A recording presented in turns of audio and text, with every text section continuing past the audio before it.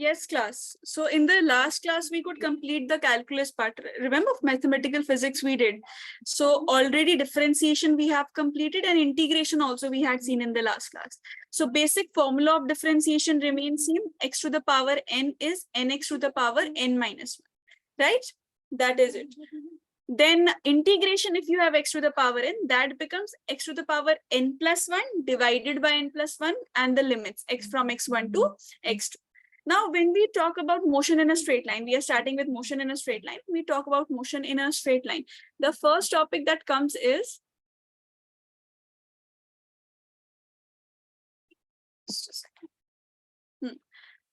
the topic for today is distance and displacement. All right.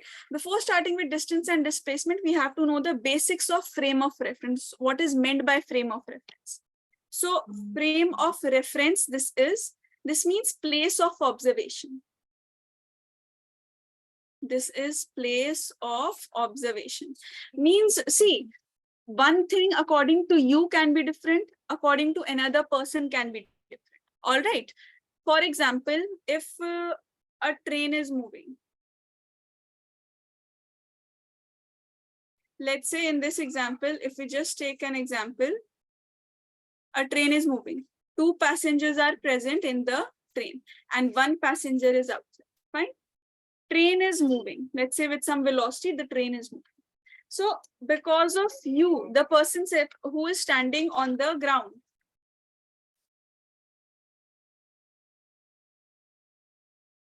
the person who is standing on the ground, for that person, both the persons are moving. This is 1, this is 2, this is 3. A person who is standing on the ground, for that particular person, both the persons are moving, 2 and 3, right? Because the train is moving, so both the persons will move. Now, both the passengers 2 and 3, they are at rest because of each other, right? If you are sitting inside the train, the person who is sitting in front of you, the person appears at rest, because for you, the entire train is moving, but you both are static right now. But a person who is observing from the ground, for that you both are moving, right? So see, if I give you a question, tell me if person 3 static or is at rest. So is the person static or is at rest? What will be your answer? So there isn't one specific answer. It depends upon the frame of reference, the place of observation. If you are within the train, your entire system is moving, but you are within the train. For you, the person 3 is static, not moving. But a person who is on the ground, for that person 3 is moving. So place of reference makes your answers different. All right. Just note down this, then we'll start with for coordinated system.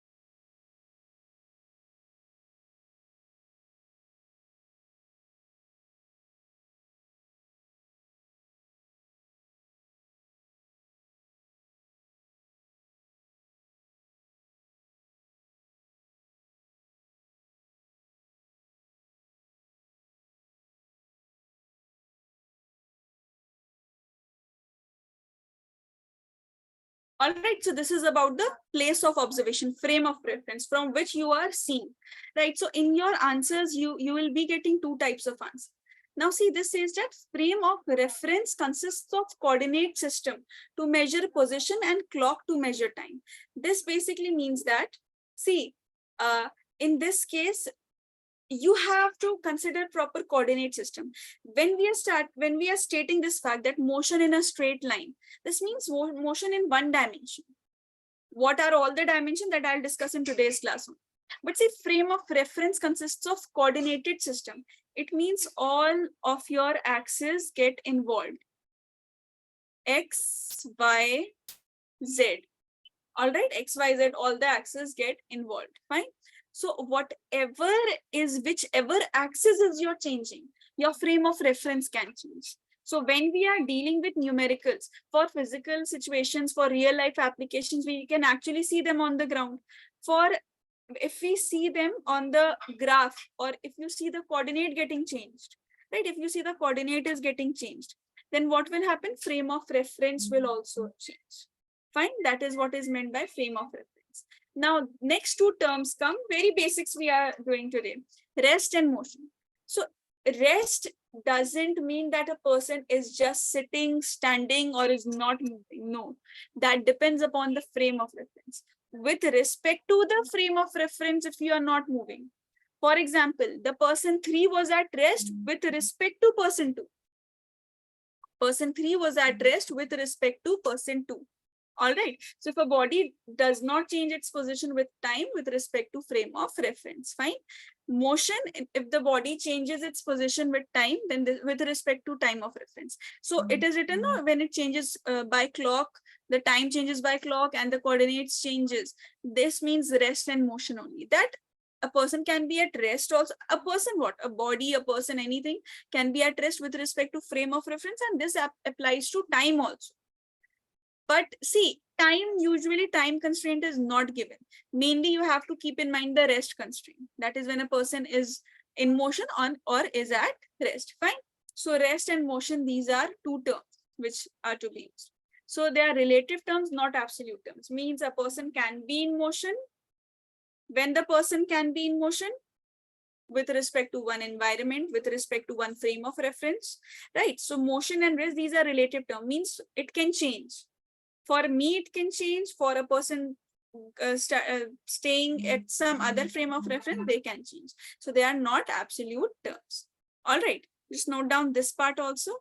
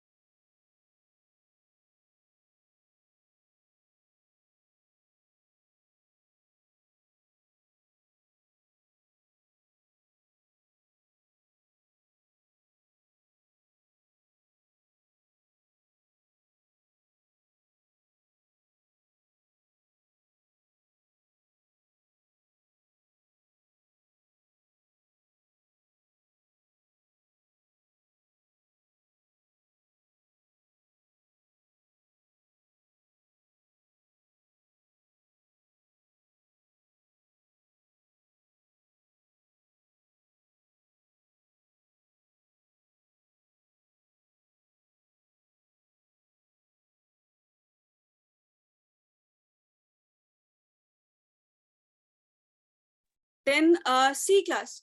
After this, you just have to understand before we actually start with what is meant by motion in a straight line. We are going to start with no motion in a straight line. You are going to understand about distance, displacement. So what is motion in a straight line? See, when only one dimension is changed in your coordinate system, only one component is changing. As in if the person is moving on x-axis. So the person is not flying. Means if the person is flying, there is change in x-axis also, y-axis also, right? If the person is just moving in a straight line, fine, the person is just moving in a straight line. So that is known as motion in a straight line, which is motion in 1D. Only your one out of all these dimensions is changing. If the person, if I throw a ball upwards, the ball is moving up.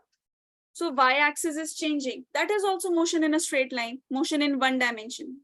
If something is going towards z-axis, that is also motion in 1D, but this is provided that other two coordinates should remain as it is. But see, if two coordinates change, x, y, x, z, z, y, any of these coordinates, right? Then motion in a plane we call. This is your chapter 2. Both of these chapters you have to study, right? So motion in a plane, two coordinates. It is not necessary that only xy plane should change. Xz also can change, zy also can change. So if two coordinates change, then this is known as motion in a plane. All right. Then if all the three coordinates change, for example, motion of a bird. Bird is flying also, bird is moving up also, bird is moving outwards also, and bird is moving straight in a straight line also. Means x axis is also changing. When all the three coordinates change, that is 3D. But 3D you don't have to do in detail. We'll directly start with distance. That is your motion in a straight line. Motion in a plane, you have angular motion in a plane and all. That we'll discuss in the next lesson. But before that, motion in 1D is vast. Motion in 2D is a smaller lesson. And relative velocities and also there with which connects 1D and 2D. Fine. Note down this part from here.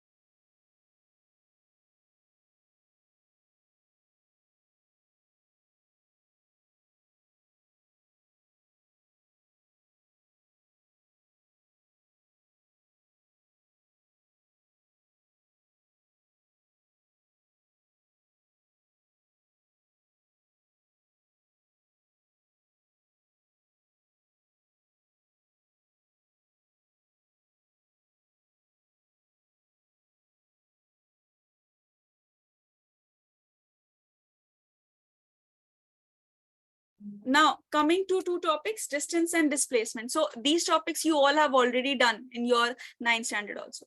See, distance, this is your first class for this lesson. That's why we are going very slow. Now, in the next class, we'll hurry up with the syllabus also. Fine. So please understand the basics of distance and displacement. Distance means, for example, I have started from this point A and I went to this point B through points B and C. Fine, from A, I went to point B, from B to C, C to D, right? So AB is 5 meters, BC is 3 meters, CD is 5 meters, fine? Separation between A and D is also something. This is my initial point, this is my final point. Right now, I am not focusing on the initial and final. I am focusing on this entire path that has been covered. This entire path from A to B, then B to C, then again C to D. This entire path that has been covered. Yeah. Fine. Now see, when this path is covered, some distance will be there, 5 meter initially, 3 meter, 5 meter. So this 5 plus 3 plus 5, which is 13 meters, is the total path.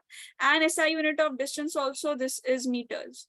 CGS unit is centimeters. So meters only we'll be using. Fine. So entire portion, entire distance that is covered. If it's a circular path, person is starting from this particular point, A point. Person is going back to this particular point A. Fine. Suppose the radius of the circle is also R.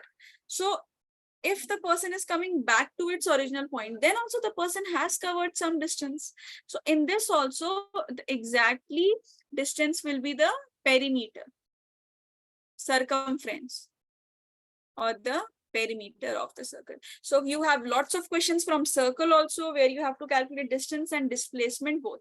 Now, sometimes a question is also given, a very easy question can be given to you, that plot the graph between distance and time.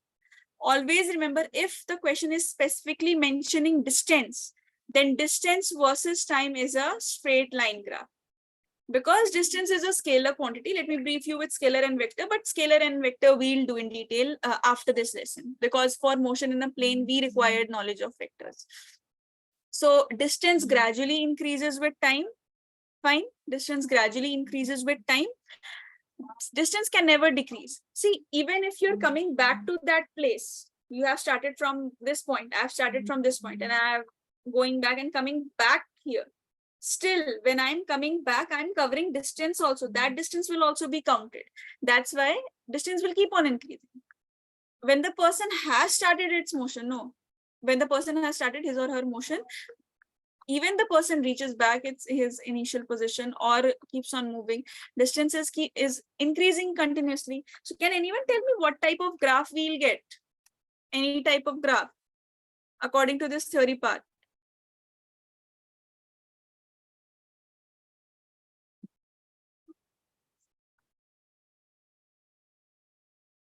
Upward, Abdullah, upward, no, we will not say upward, it means straight line.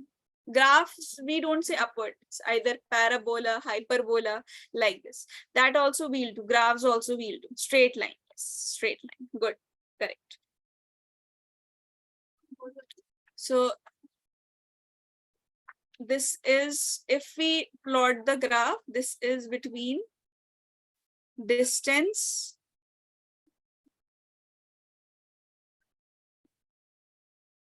and time.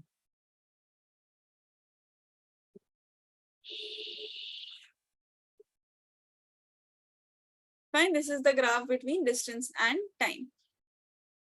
So if we, this is a straight line graph. Now, if you take any point here, see, time is here.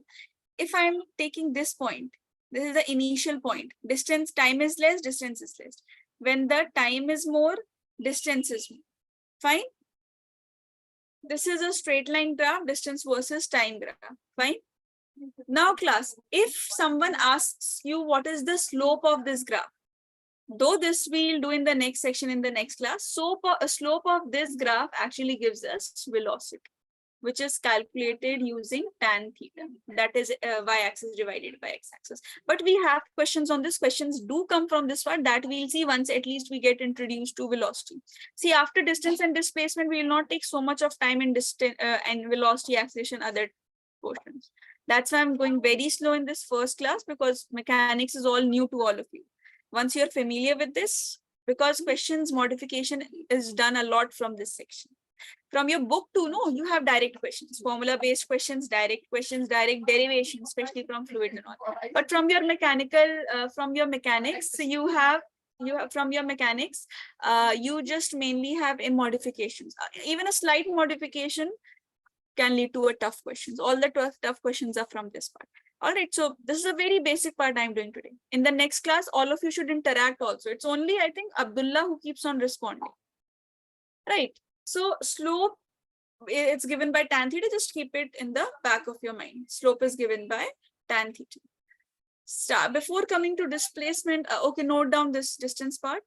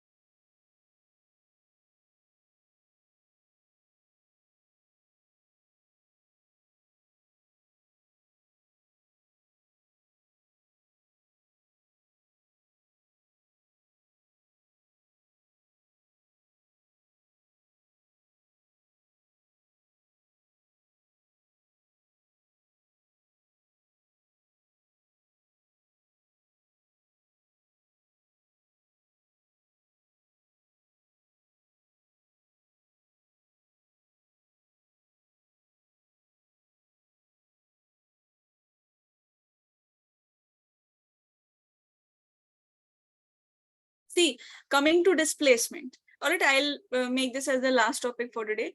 But in the next class, we'll cover more topics because we have to cope up with the syllabus also. This is a very vast lesson. Now see, if I'm starting from this point again, A, I am going to this point, B, then moving and coming to this point, C, and going to this point, D. So initially this was 5 meters, this was 3 meters, this was 5 meters, entire 13 meters. All right. This part, this is between the initial and final point. I can, instead of this part also, if I tell you this is the initial point, this is the final point. What is the separation between initial and final point? That is what is meant by displacement. Shortest path possible. See, A, B, C, D, if I go to, it's like long cut, I'm moving from the long cut, from A to B, B to C, C to D. All right. And then coming, if I just directly go from A to D, that will be the shortest part that I could cover. That is known as displacement, right? This is the shortest path. Shortest path. The longest path or the actual path covered is the distance, but the shortest path that is possible between the initial and final point. Best way, in your calculations, because you will be getting figures also, you will get a square, you will get a circle. So best way to solve them is just directly join the initial and final point. All right. So it's a vector quantity, means it can be 0, it can be negative also. You can get negative displacement. You can never get negative distance. Whenever you will keep on adding all the distances, it will always lead to some quantity which is positive, or it can be 0 if the body isn't moving. But displacement can be negative also. Why? Because this is a vector quantities. Vector quantities we'll study in detail. So I think slowly by time that will be clear for you. Clear to you. Now see, SI unit is again meters and CGS unit is centimeters. All right, this is CGS unit is centimeters. Yes, distance can be greater than displacement or equal to, but it can never happen that the displacement is becoming more than distance, because distance is the actual part that has been covered. So it will always be more than the shortest path, right? But it can be equal. Distance and displacement can be equal. Can anyone tell me a situation where according to you distance is also the same thing and displacement is also coming same? Anyone? Just a normal real life example, or any example you can create by yourself also. Distance and displacement.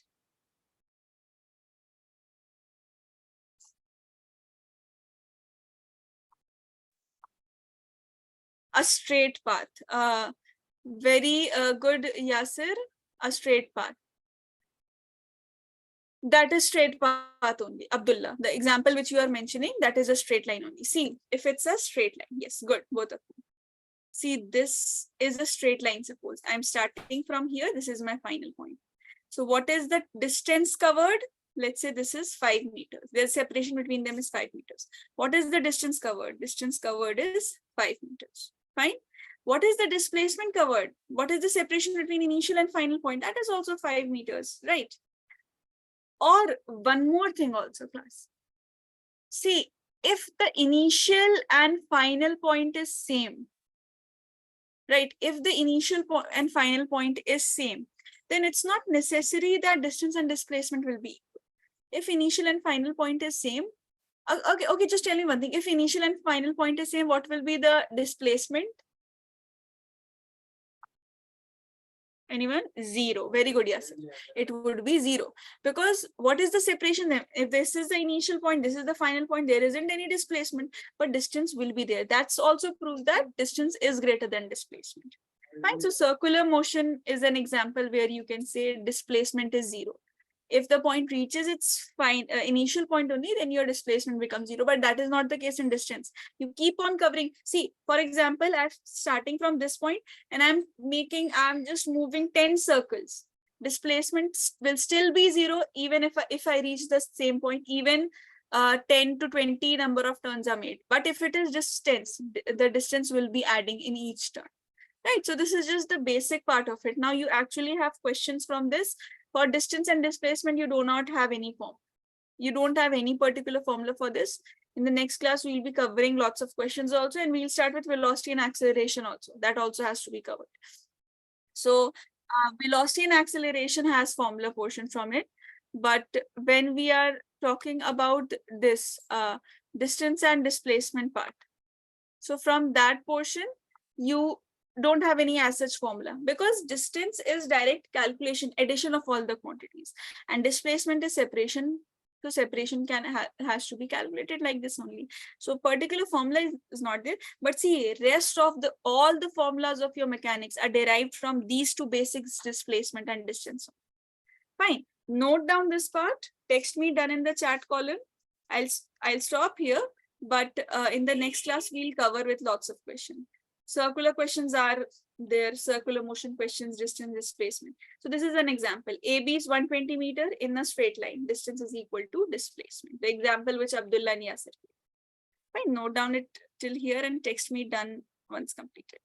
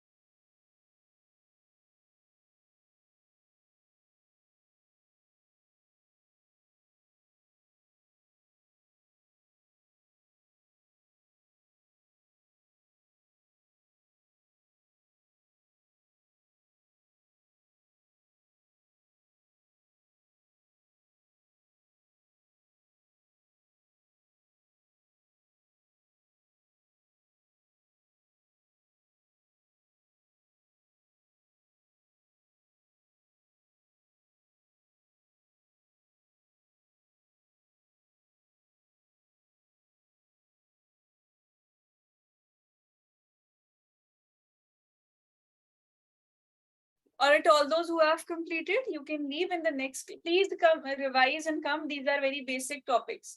All right, in the next class, you'll be having your class assessment also. We'll be discussing lots of topics and lots of questions. So please revise and come. Okay, thank you so much. Thank you.